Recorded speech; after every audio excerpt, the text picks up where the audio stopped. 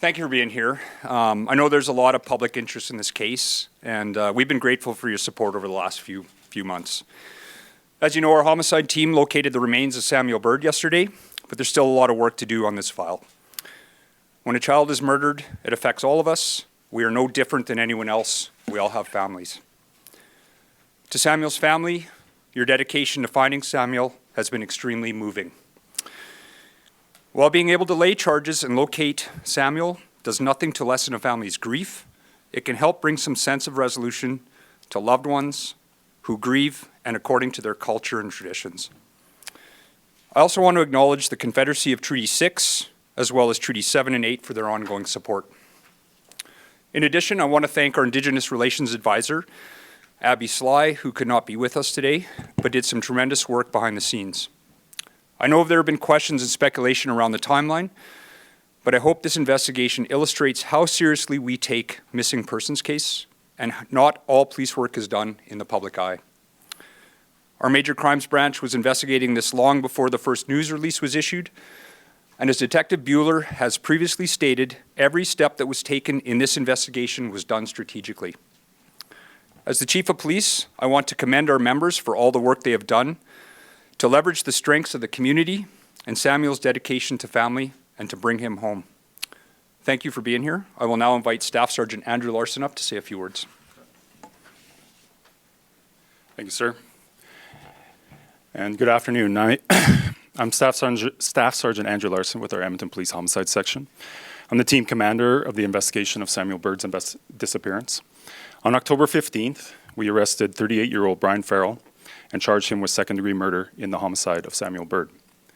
One day later, Samuel's remains were located in a rural area outside of Edmonton. Mr. Farrell will make his first court appearance on October 20th. While there's been a great deal of speculation and social media detective work throughout this investigation, which at times has impeded our work, I'm relieved to be standing here with this information today. As Chief Dreichel stated, there's still a lot of work to do on this file, but I want to thank him and our chain of command in their trust with our team and the investigative process.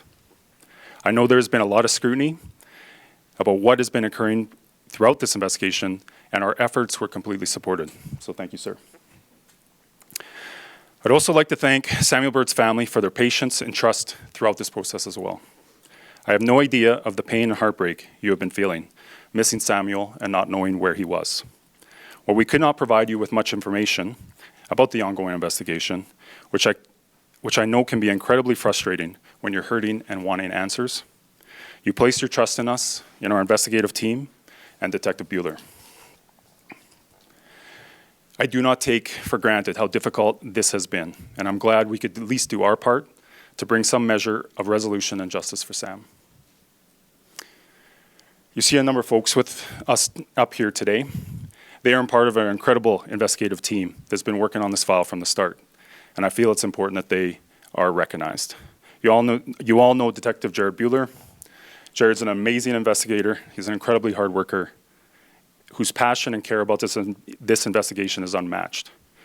And also, this team has worked tirelessly with him on this investigation for the last 5 months.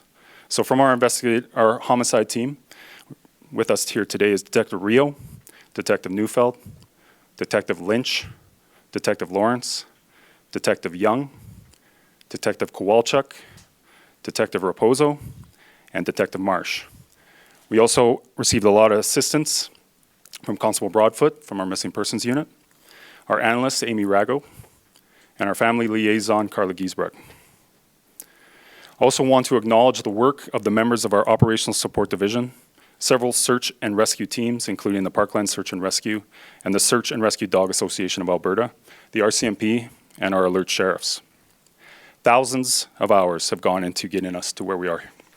We pulled out all the stops in order to find Sam and to bring the person responsible to justice. So thank you, and thank you to the team, and I'm going to hand this over to Detective Bueller. On October 16th at approximately 4 a.m., our team found the resting place of Samuel Bird in a stand of trees off a farmer's field on a rural road under a waning crescent moon directly west of Edmonton. It's a moment I'll remember forever. It was a privilege to share that image with Samuel's grandmother, Jerry, who shared that Samuel's name was Little Boy on the Moon. Hashin Hahibi Wahiba Apadaji in his maternal Stony Iska language, and Ashakapis in his maternal Cree language. I believe everything happens for a reason. It's hard not to believe that we were meant to find Samuel on that day at that time. I want to begin by reiterating my thanks to all the members of our team who are here and all the other sworn and civilian members of the Edmonton Police Service and our partner agencies who have tirelessly invested so much of themselves into locating Samuel. I also want to express my appreciation to our families who have supported us in this work. I have been more absent than present from my home in the past 4 months and couldn't have played my part without the support of my wife and family. Exactly 4 months to the day Samuel was located, our team embarked on this investigation, which would become known as Project Hobbledehoy. That's Hobbledehoy. Hobbledehoy is a term which has been used to describe a boy in the awkward stage between childhood and adulthood. This seemed to fit Samuel at the time of his disappearance. Our mission has always been to locate Samuel's remains and return them to his family. We believed there was only one way to accomplish that mission and embarked on a carefully considered path to achieve that goal, understanding that failure was a more likely outcome than success. Until 3 a.m. yesterday morning, I wasn't sure we would succeed. There have been many setbacks, but our team had never lost hope and always found another path forward. The cost of our investigative strategy included withering public criticism, which spanned political comment to daily denigration on social media. I have personally received correspondence questioning my integrity and ability as investigator. Criminal investigations are not conducted in public, and especially not on social media. While there have been positive aspects to the public and social media attention Samuel's case has drawn, there has also been an element I would characterize as social media vigilantism. At several stages, this directly impacted and jeopardized the police investigation. Notwithstanding that Samuel's remains have been located and charges laid, there continue to be references to narratives I have previously rejected as false. There are now demands that others, specifically children, be charged in relation to Samuel's disappearance and death. While I would normally refrain from comment, as this case is now before the courts, I believe it is necessary to address these claims and demands directly as they continue to detract from our continuing investigation and what may be a protracted prosecution. We now have a near complete understanding of the circumstances of Samuel's disappearance and death. Any videos purporting to depict Samuel's death are categorically false. The results of our investigation have determined that the family of the accused, Brian Farrell, were not present or involved in Samuel Bird's disappearance or murder. Narratives which have portrayed other youths as being involved in Samuel's murder directly or as a party to the offense have been confirmed false through our investigation. The continued doxing of any youth associated to this investigation is morally and legally inappropriate. While our investigation will continue, this case is now before the courts where it will be tried. Investigations are not conducted on social media, nor should they be tried there. I'll conclude by thanking you, the accredited media, for your respect and careful coverage of this case from the outset. Thank you. Hi, my question is for Detective Bueller. Thank you so much. My name is Sarah Comadina. I'm with Global News. Going into what you can with the minors that are being named online, they're frankly, we're seeing names. How concerning is that moving forward? And what does the public need to know when it comes to that? Well, I think first and foremost, and I'm not a lawyer, but I believe that it's legally inappropriate to name or accuse any youth in Canada of a criminal offense. So that's the most important thing for people to remember. And I also said that it's just simply morally not acceptable to do that. No kid is perfect. We were all kids. We all made good choices and many bad choices, Samuel included. Many of these kids were his friends. They come from similar circumstances. They were caught up in the situation that ultimately led to this. But I'll go back to my statement that we have fully investigated this. We now fully understand the circumstances and all the nuances that led to this. Anyone in the public who thinks they have a better understanding than that needs to give their head a shake right now. They need to put their keyboard away and they need to stop. It's not okay for this to continue the way it's continued. We've put up with it until now because we were focused on other things, but it's no longer appropriate. Are you able to speak to as well, Brian Farrell is 38 years old, Samuel's 14. How disturbing is it that that connection there? I don't think it's appropriate to discuss the information we've collected with respect to what relationship did or didn't exist between Samuel and the accused at this point. It's complicated. And those facts are part of the investigation. They'll certainly be part of the prosecution, but I don't think it's appropriate to discuss it in this forum publicly. So at this time, you're not able to confirm what kind of relationship there was between the two, and if he was the father of someone that Samuel was with or anything like that? I think that information is pretty much out there already. So there is definitely a relationship and association between them, and that's been discussed widely publicly. But can you confirm that? Exactly what? Well, is Farrell the dad of Samuel's girlfriend at the time? Farrell is the father of another youth who was an associate of Samuel. I won't get into the nuance of their relationship at the time, but there was a past association, yes. Detective, you had said that Samuel's body was located, I think, in a farmer's field west of Edmonton. Are you able to stand of trees adjacent to a farmer's field. Was it in the Carrot Creek area? Are you able to get more specific about where? No, it wasn't. Far from it, actually. It was within the area that we previously identified. I don't know if we've released the location publicly yet. Your question is a good one because it illustrates how dynamic the investigation was in the last 3 weeks. The Carrot Creek information, as I said there, was the best information we had at the time. That was not a ruse. It wasn't a tactic. It was a legitimate search for Samuel. This investigation has had many, many roadblocks, twists, turns, and the last 3 weeks have been probably the most active of the entire case. And if I've got the timeline correct, so the accused was arrested and then Samuel's body was found. Can you say anything? Was he in custody when that happened? Did he finally reveal it, or? I'm not going to comment on that. Okay.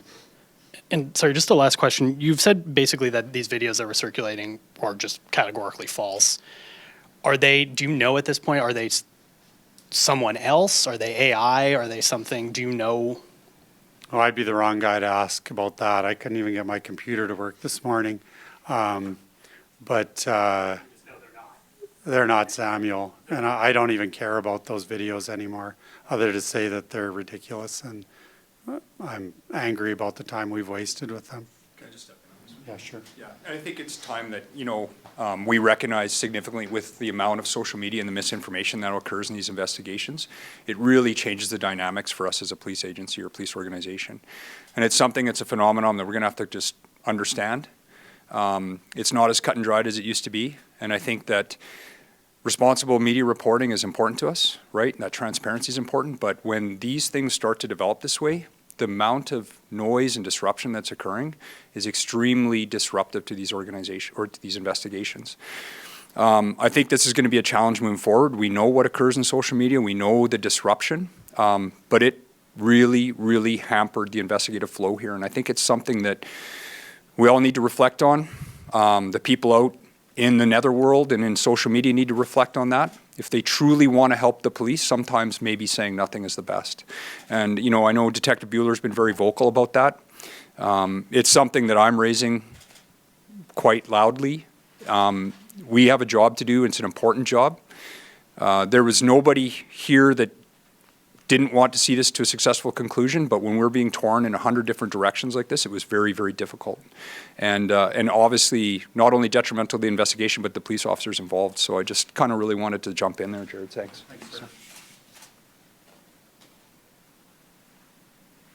So I just want to clarify, you guys mentioned that no other youths were involved, no one else was there at the crime scene. Can you explain how he was going to the house? Like, was he told to go there?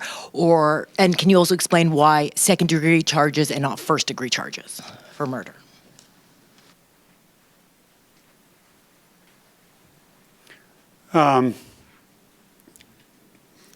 There's been a lot of speculation as to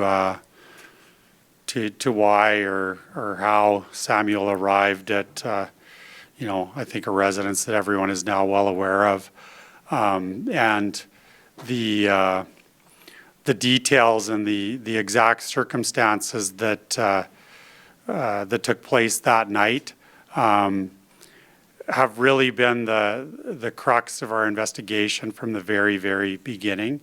I said that at this point, we have a very detailed understanding of what happened that night.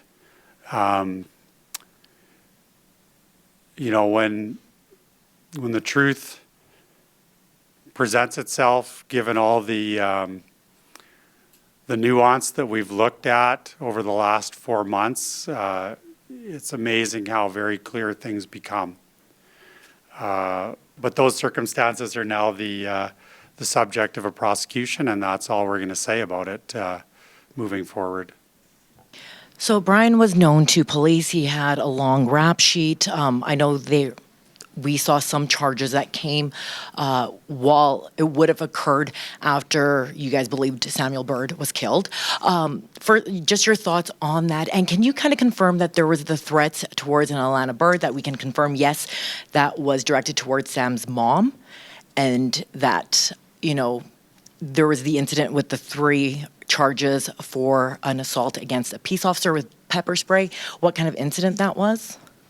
And I understand they're not tested in court, so. Yeah, big question. I'll try to cover it off. When you're doing an investigation of this depth, you learn a lot of things about events that have happened in the past and events that are happening as the investigation unfolds. And so as we investigated Sam's disappearance, we learned more about previous events, and we learned about events that were occurring in real time. And clearly some of the charges that you've mentioned occurred during our interactions with the accused. So I'm not willing to speak about it in much more detail than that, other than to say that at the end of the day, we believe that those offenses occurred, that there is grounds to proceed with criminal charges and on those offenses, and it was appropriate to do so. With respect to the specific question about the threats that were made towards Alana Bird, Sam's mom, there's different ways that a threat can be delivered and received. They were not a direct threat in this case. They were received by another individual who was not associated to the family, if that makes sense. Confirmed that was towards Samuel's mom. That's correct. Okay. Yeah. Thank you.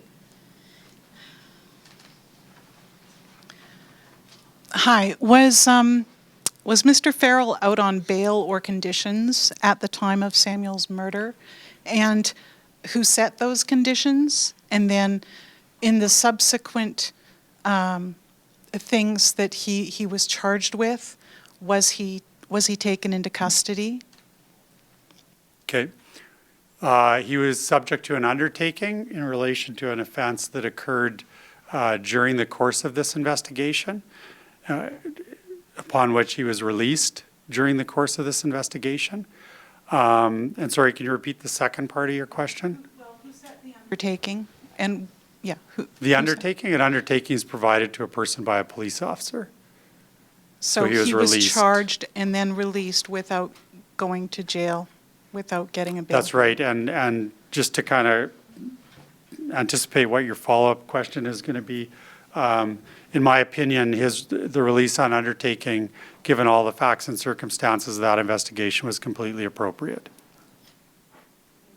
At the time of Samuel's death, was he out on any other undertakings at that time? I don't believe so. Okay, he had a court date set maybe, but, No, I think I'm not sure what court date you're sorry, I looking don't have at. his record in front of me, but I thought there were some charges in May. I know he had some court dates in relation to the event I'm talking about, which was on August 8th. You're talking about the time of his death. I don't know if I can give you a correct answer right now. There's a lot of information in this file. Okay. You email us with the questions, we can get back to you. I will do. Thanks. Hello, thank you for taking my question. You said that Farrell was arrested before you found the remains of Samuel's body. Can you say what led you to arrest Farrell? He was arrested for all the charges that he was ultimately charged for. And then wondering if you can confirm, was Farrell living at the house he was charged with arson, 150-12 106th Avenue? The charge was in late September. Was he currently living at that home at the time of the arson?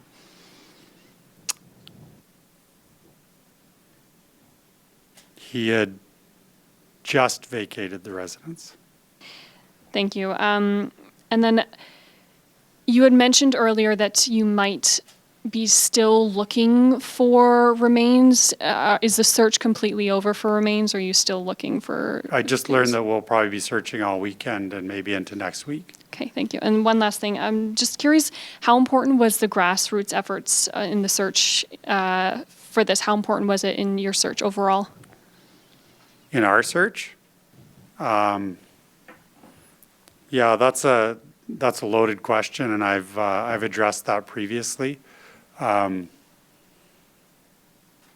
been pretty clear that we never believed Samuel was in Edmonton or in the North Saskatchewan River. I was very open with my belief from day one. I understand the reasons that other searches were undertaken. I never necessarily understood the efficacy of those searches, but I understood the purpose of those searches, and they did serve a valuable purpose. But we search where we believe we'll find something. You've mentioned that there were a lot of false accusations and people saying, oh, police aren't looking at this case, that no one's looking at for Sam Bird.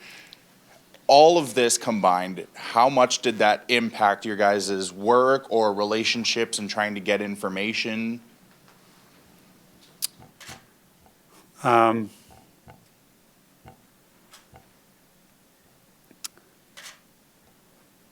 there is value in the public perception that we were doing nothing investigatively at the time.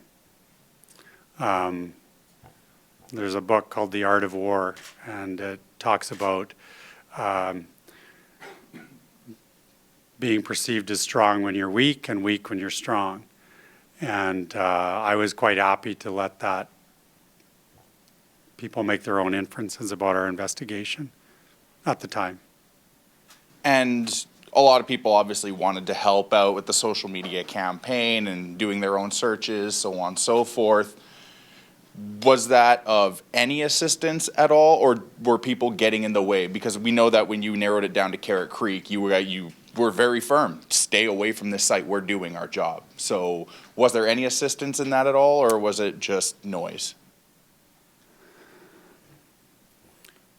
We received, I've lost count, hundreds of tips that really don't matter now, given where we are. Obviously, you receive a few tips that are helpful. Sometimes they're telling you things you already know, so they confirm those things. I'll never fault the public for wanting to assist, but, the chief addressed that we live in a complex world that happens, it happens in the real world, what we can touch and we can feel, and, real conversations. And then, especially young people these days live in a whole other world that takes place on social media. And I think versus people of our age, the lines are much more blurred for those young people in terms of what is real and what is not, and that they accept as fact what is said on social media. So yeah, like the chief said, it's a massive challenge. I'm now 25 years and can retire whenever I want, but I'm kind of starting to feel like a dinosaur with respect to some of these new investigations. Don't know if I'm cut out for it anymore. And just before I move on here, you mentioned that there was a lot of information circulating on social media, and that was leading people to either say things that were untrue, or I guess maybe point you guys in the wrong direction there. Just talk about how much that really impacted the work you guys are doing. You've mentioned it before, but I mean, I don't think it can be stressed enough.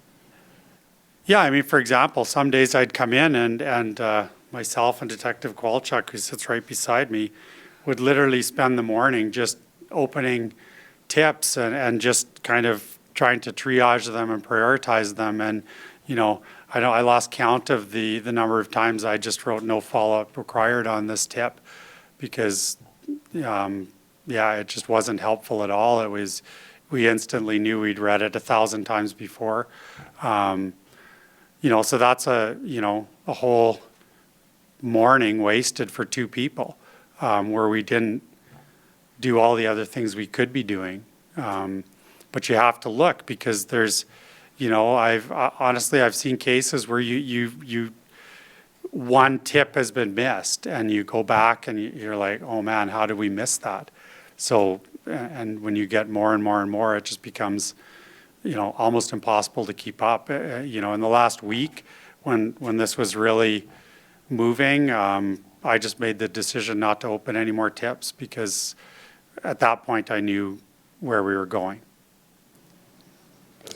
Yeah, of course.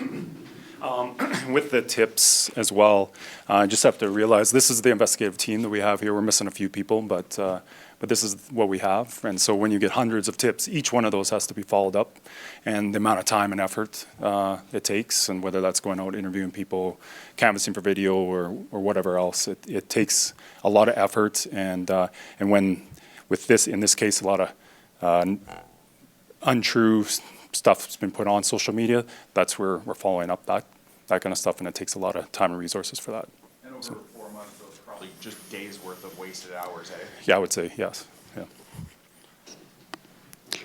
Hi, it's Joanna Luna here with Wind Speaker Media here in Edmonton. I have a question for the detective right here on the left. Can you shed some light? Because this is still going to be an ongoing case here. It's not over. You know, we live in Canada. We have to govern ourselves accordingly with the law. Can you shed some light? At the end of the day, what will it be the process along for this case? Because you guys did an incredible job, you know, covering this case. It didn't make a national news. It made this international. How will you guys, moving forward, handle, you know, cases like this, especially with Indigenous people, women and men going missing? Yeah, I think that question was asked at Carrot Creek. I think I said it was a big question at the time, and it still is.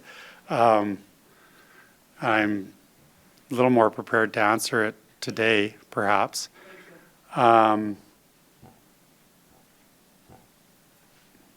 had an answer in my head before, and I'm gonna stop and think about it for a second.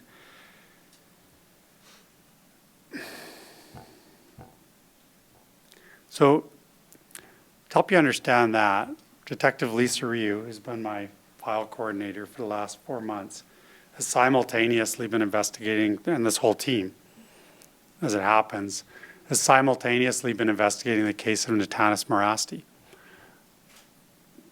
Why Sam Bird's case has resonated like it has versus Natanis's case, which hasn't got the same traction in the media, I don't know.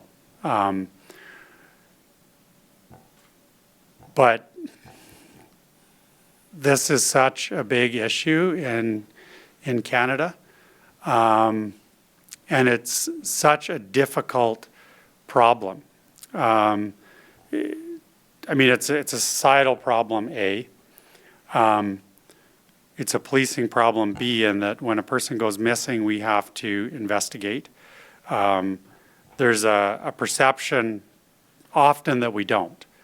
I can, of course, only speak to investigations that I'm involved in or my team's involved in. I don't know what happens in other agencies, but in my experience, the Edmonton Police Service does everything it can to investigate all missing persons cases, including cases of Indigenous people. I've been involved in 2 cases now. One was the case of Patricia Pangratz in 2019, where it took, in that case, very similar circumstances, missing in June, recovered in September. That case took 3 years to get to charge. You know, the process that is unplayed here in 4 months, which has led us to a criminal charge, took much longer in that case. It was not because we cared less about Patricia Pangratz. It's just that the investigative process in that case took much longer. And so I explained that it wasn't that at 3 o'clock on yesterday morning, I didn't know if we would be successful. Publicly, success is measured by the result that we have today. We found Sam and we charged somebody for Sam's murder. Behind the scenes, people don't understand how difficult that is, and the evidence that we need to A, locate the body, and B, then sustain a charge in court. There have been so many times in this case where our investigation has hung by a literal thread. And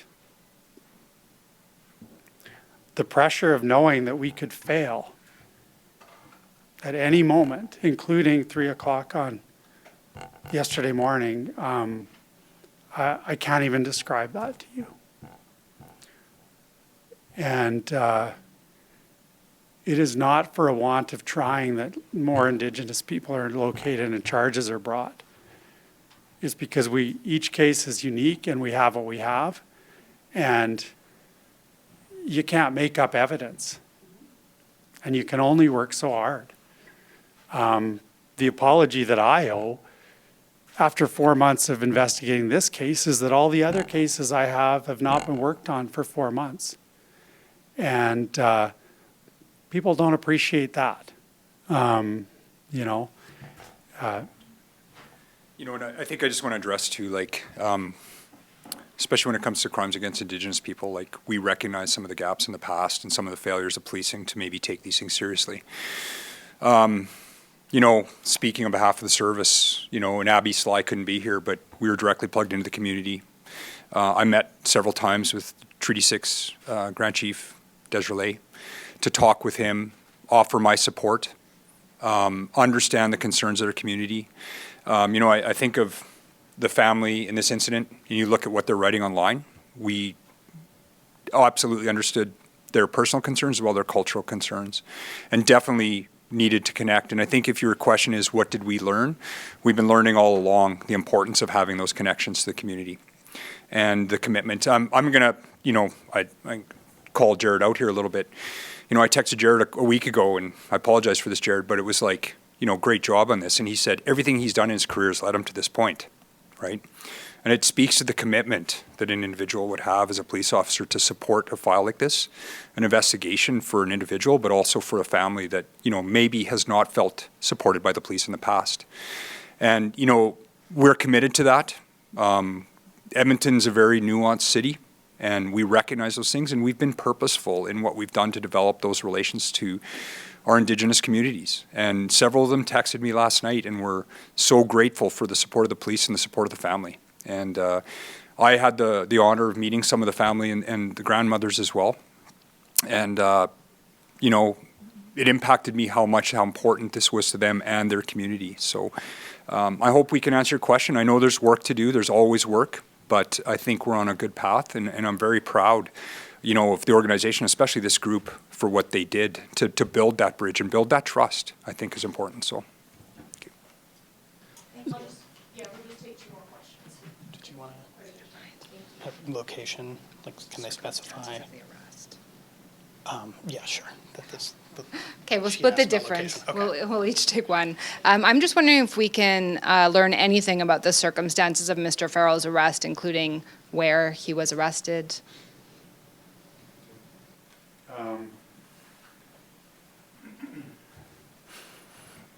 Does anyone know the answer to that question?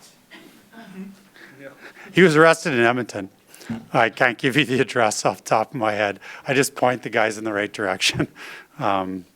But yeah, is that sufficient for an answer? Residence in Edmonton? No, he was in a public place. He was arrested by our tactical team. Okay, thank you. And sorry, I know I asked about this previously, but you've said that Samuel's body was located Farmers Field line of trees west of Edmonton. Are you able to get any more specific than that, or? I probably could, but But when you I didn't went too. there, it was 4 a.m. and dark, and someone else was driving. I don't have the. It's like near- Does anyone have that location? We're not. Yeah. So we're done this search. Yeah, we're not going to release that, I guess, until we're done the Okay. search. Was like Sorry. near Spruce Grove, Stony Plain? Yeah, it was west of Edmonton, south of Stony Plain. Okay. Yeah. I know, just, Yeah.